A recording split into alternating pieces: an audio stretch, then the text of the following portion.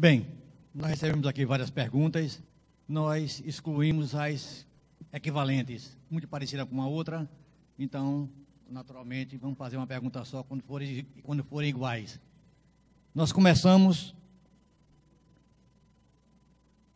Crispim, a queda se deu no momento da criação do Espírito, no seio de Deus, ou fomos criados, vivíamos no sistema e em um dado momento decidimos cair? Olha, a primeira pergunta é o seguinte, a pergunta está errada. Porque nós estamos colocando tempo no sistema. Lembra que o Gilson deixou claro aqui que a eternidade é o contrário do tempo. A eternidade não é um tempo longo. A eternidade é a ausência do tempo. Então, para que a gente entenda, a única coisa que existe é o agora. Com a queda, a gente separou o agora em frações, que a gente chama de passado, presente e futuro. Mas a única coisa que existe é o agora. E nós vivemos em determinadas linhas do tempo por causa daquele cone do tempo. Então, presta atenção, você vivia na eternidade. Você fez um movimento contrário à ação de Deus. Na hora que você fez esse movimento, houve a queda, houve o afastamento. É a mesma coisa que se fala, deixa eu ver se eu acho aqui para vocês. Ô filho, olha aí para mim, pergunta 1009 no Livro dos Espíritos, está aí no livro. Por causa de um movimento contrário. Deixa eu mostrar isso aqui que vocês vão entender. Coloca aqui, por que não está passando?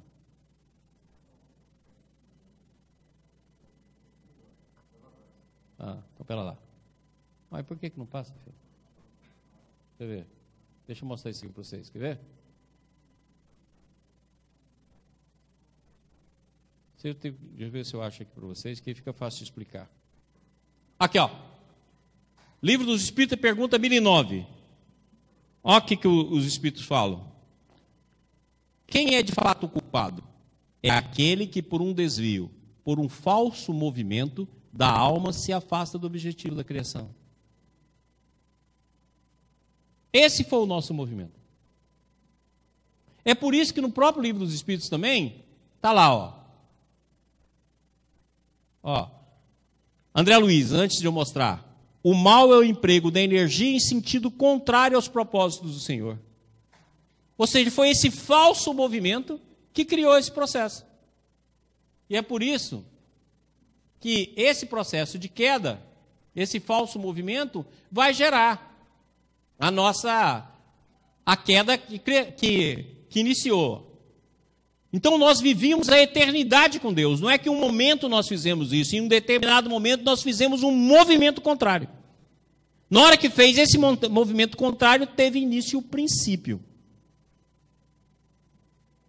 Agora, a gente também precisa começar a eliminar a visão de criação. Porque quando eu falo em criação, eu estou falando em tempo. A criação não pode ter dado no tempo. É aquela pergunta que eu já falei aqui nos congressos passados, que fazia Santo Agostinho, falava assim, o que Deus fazia antes de criar? Aí o Santo Agostinho respondeu, fazia o inferno para mandar para lá quem fazia pergunta como essa. Ora, na verdade, não existe um antes. E se Deus e a criatura forem complementares? Em Deus o amor que doa a vida, e no ser a ação que constrói a existência. Se nós formos a assinatura de Deus na obra da criação, e se Deus fizer por nós? Quem sabe não somos complementares? Deus é amor e nós somos ação.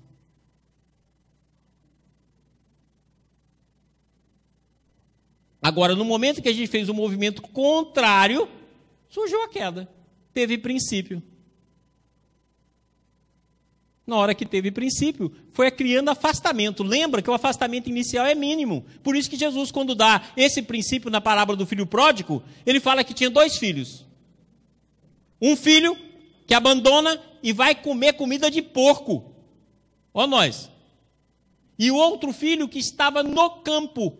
Não é interessante? E o Julinho mostrou isso no congresso passado. O filho que estava no campo caiu. Tanto é verdade que Caim matou Abel no campo. Ou seja, os dois filhos caíram, por isso que fala filho mais velho. Não é que Deus criou um agora e criou outro depois. É porque um era mais experiente e mais sábio, porque não tinha abandonado completamente o sistema. Foi o profeta Júlio Damasceno que ensinou isso. Entendido? Então o filho que caiu mais distante, porque cada queda foi individual, cada um teve um impulso. Quem caiu mais distante? Nós. E espíritos que caíram bem próximo, que é o filho mais velho do filho pródigo. Fala, mas o filho mais velho, o filho pródigo, não entendeu o filho mais novo, não podia, porque ele não é igual a Deus. É como diz o Balde, Deus criou todos da mesma substância, não com a mesma potência. Muito bem. Muito bem. A próxima pergunta. Cristo caiu? Se caiu, como evoluiu em linha reta, segundo Chico Xavier? É um barato, né? Deixa eu mostrar isso aqui. Aqui. Esse gráfico, o Balde viu esse gráfico e escreveu um livro. Então presta atenção. Ele mostra que aqui está o sistema. Essa linha W, W1, aqui é o sistema. No sistema existia a possibilidade do antissistema. Por isso que no mito de Adão e Eva que mostra isso, fala assim, não comerás da árvore. Ou seja, existia um conhecimento da possibilidade do antissistema.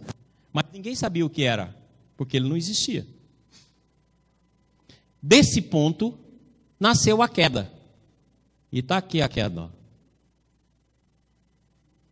Gerando o antissistema, essa linha Z, Z1. Mas no antissistema está o germe do sistema. Aquilo que a Adelaide mostrou. Aquela luzinha lá acima do 3 que a Adelaide mostrou.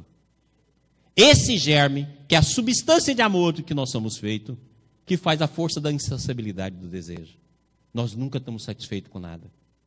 Porque nós vamos só satisfazer quando voltarmos para Deus. Por isso que nós temos uma carência eterna. É aquilo que eu já falei, que não adianta arrumar marido, namorado. Marido e namorado é problema. Essa carência só termina quando voltarmos para Deus. Por isso que o filho pródigo, na hora que ele está lá junto aos porcos, ele fala assim, eu vou voltar para a casa do meu pai. Ou seja, a vontade consciente no processo evolutivo. Então, Deus é o único ser que pode aquecer a nossa alma. Como diz Santa Teresa de Jesus, o resto é amorzinho de segunda ordem. Que é bom, né? Enquanto a gente não tem nada. Se a gente não tem nada, qualquer ossinho é bom de roer. Né? Muito bem. Dentro desse processo da queda, Kardec explica essa linha aqui, gente, ó. A linha da evolução que nós estamos. Que já aconteceu a segunda queda de Rustem, que já aconteceu a queda planetária, que Emmanuel fala e que Kardec escreve. E mostra que essa evolução aqui se dá em dois mundos. O mundo espiritual e o mundo físico. Essa é a linha que Kardec descreve. Essa é a linha que nós estamos, que já caímos tanto, parecemos um bêbado no cosmos. E estamos voltando. Então nós vamos voltar por essa linha aqui, ó, encarnando e desencarnando, encarnando e desencarnando. Essa linha, linha reta, que o Balde descreve é a obra de Rustem. É por isso que o Rustem fala em linha reta. Lembra que é linha reta moral. Essa linha reta, na hora que você adquire o livre-arbítrio, vamos dizer que aqui está o homem. Na hora que você adquire o livre-arbítrio, você pode evoluir no plano espiritual. É a obra de Rustem. Essa é a linha reta. E o Balde explica o triângulo todo. Por isso que as três obras se conjugam como nunca. Numa, explica a evolução. Noutra, a variável da evolução, a evolução em linha reta. E noutra, todo o processo evolutivo. Então o Balde, durante a obra dele todinha, ele fala que o Cristo já era completamente do sistema. Quando ele chega no Cristo, ele fala, nossa, agora eu vejo de perto. E o Cristo caiu. E não poderia ser diferente, porque senão ele estaria mentindo. Olha o que ele diz. Eu venci o mundo. Troca a palavra mundo por antissistema. Eu venci o antissistema. Pega a palavra dele na cruz, que agora a gente compreende. Deus, me receba na glória que eu tinha antes que mundo fosse. Troca a palavra mundo por antissistema. Deus, me receba na glória que eu tinha antes que antissistema existisse.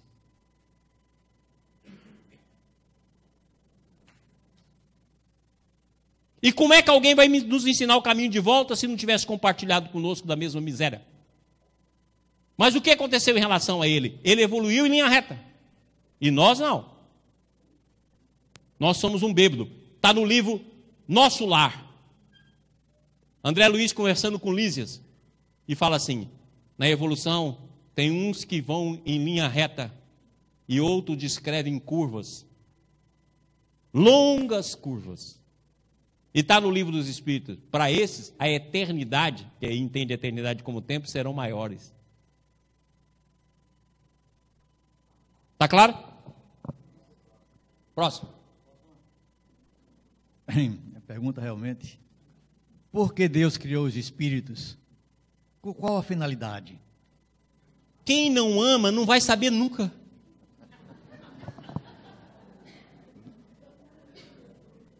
Isso é irrespondível para quem não ama. Olha, qual é o princípio básico do amor? A doação. O princípio básico do amor é a doação. Se Deus é o amor absoluto, Ele é a doação absoluta. E se te perguntarem por que você ama? Se você responder porque você não ama. Ah, por que você ama seu filho? Ah, porque ele é bonitinho. É porque ele é danado. É porque ele tem um oi ca oi. É porque ele é respondão. É porque não é porque amor não tem causa. O dia que o amor tiver causa, não é amor. Então Deus nos criou para um reino de felicidade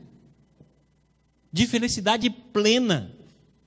Nós não aceitamos essa felicidade e Ele deixou a gente não aceitar. Lógico, nós somos livres. Não, Senhor, nós queremos experimentar outro mundo, igual falou o filho pródigo. Não, me dá os meus bens. Toma, meu filho. O que é os bens? As possibilidades. Vou gastar. Gasta. Senhor, eu estou preso. Vou te buscar. Porque você foi criado para a felicidade. Então, a gente entender que não existe a não criação. Nascer, morrer, não criação não existe. O que existe é a eternidade, é o amor. Tudo mais foi decorrência dessa queda. Agora, perguntar o amor porque o amor agiu, é não amar.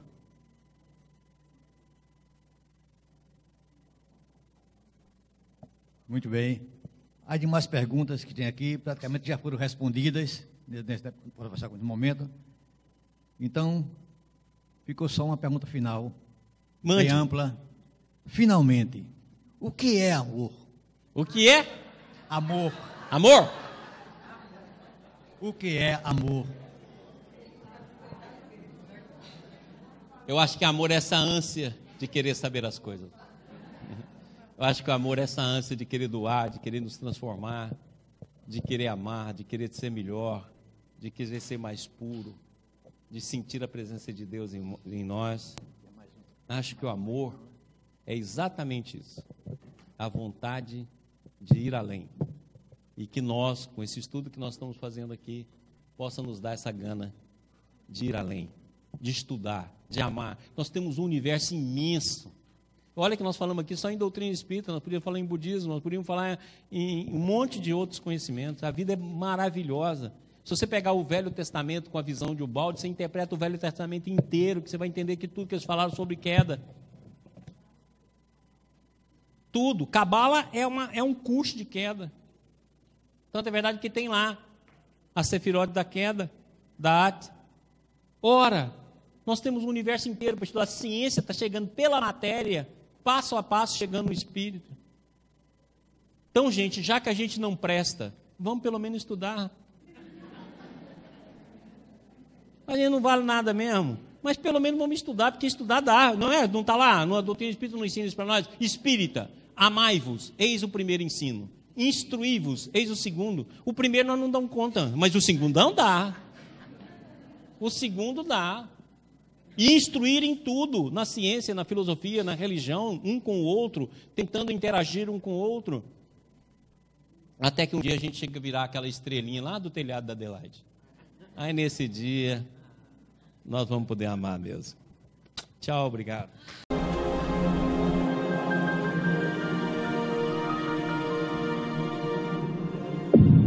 IBS, Instituto Brasileiro de Benemerência e Integração do Ser. www.ibis.org